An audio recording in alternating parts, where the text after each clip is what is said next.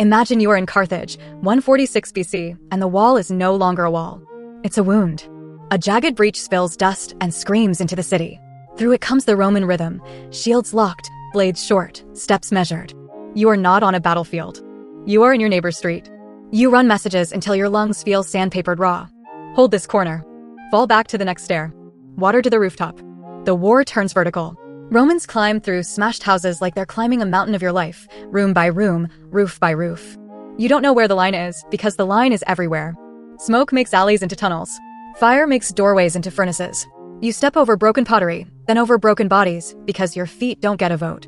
Somewhere a horn sounds, maybe Carthaginian, maybe Roman.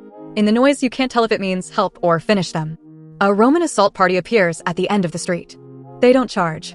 They advance. A moving wall of shields. A forest of points behind it. You throw a stone. It bounces off bronze. You lunge with a spear that was a melted statue yesterday. The spearhead bites, and for a second you feel victory, until the Roman beside the wounded man steps forward like a machine replacing a broken part.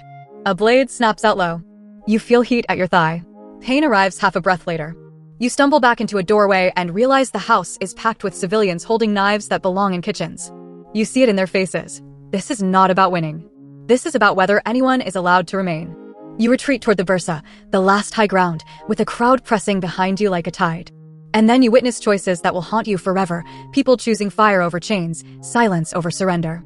When the fighting finally thins, it's not because you earned peace. It's because the city has been converted into evidence.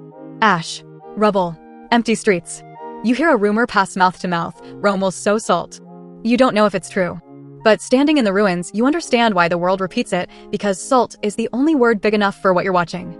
This is the birth of a modern logic, war not to defeat, but to delete. Follow Archives of Humanity for the next case file, because the fingerprints of 146 BC are still on our world.